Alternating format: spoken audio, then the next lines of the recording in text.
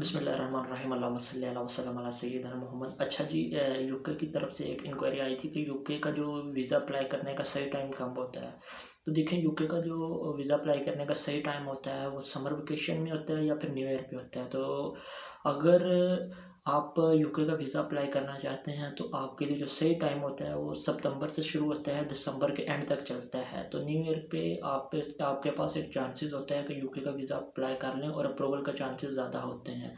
और या फिर समर वेकेशन में होता है कि समर वेकेशन में वहाँ पे छुट्टियाँ होती हैं।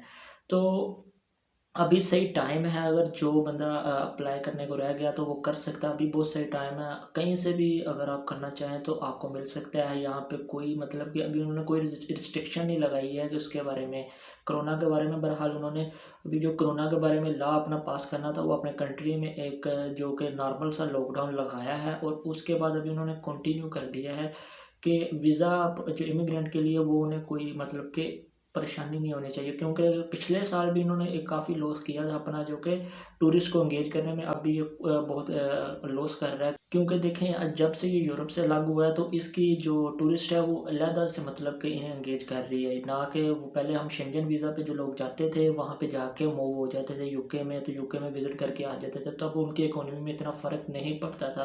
बहरहाल जब से इन्होंने ब्रेग्ज़िट का ये इशू लिया है तब से ये सेपरेट हुए हैं। तो इन्होंने अपना अलहदा इमिग्रेशन में अलहदा टूरिस्ट को एंगेज करने के लिए वीज़ा इशू करने शुरू किए हैं। तो बहरहाल पिछले साल इन्हें इतने वीज़ा इशू नहीं इन्होंने किया था, तो इस बना पर इन्हें काफ़ी मसला बना है। तो इस वजह से अब वो सही टाइम है, क्योंकि इस बार वो वीज़ा बहुत ज़्यादा दे रहे हैं, बहुत ज़्यादा उनके मिलने के चांसेस हैं। तो अब सही टाइम है कि आप अब अप्लाई कर दें तो आपको मिल सकता है।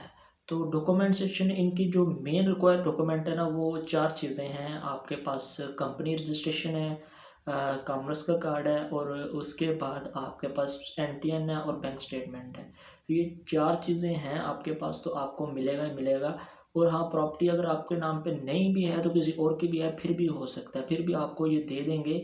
पर अभी बहुत अच्छा चांसेस है, बहुत अच्छा सुनहरी मौका। जो कह रहे हैं कि लॉकडाउन की वजह से रिज्यूम हो गया, वो बहरहाल कोई झूठी तसल्ली लेके अपने आप को खुश कर रहे हैं कि हम थोड़ी देर बाद अप्लाई कर लेंगे, या उनके पास अभी अप्लाई करने के लिए बजट वगैरह नहीं होगा। तो बहरहाल बजट कैसे भी अरेंज कर सकते हैं। अगर आपको मूव करना, अगर आपको जाना है तो अभी बहुत अच्छा और सुनहरी मौका है।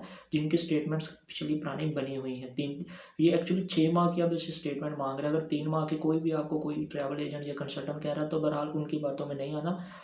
नकल में भी अक्ल की ज़रूरत होती है, तो वही चीज़ है जो अब अप्लाई करना चाहता है तो वो अब कर सकता है। ये एक बहुत अच्छी इंपॉर्टेंट न्यूज़ थी, तो जो आपको बतानी ज़रूरी थी।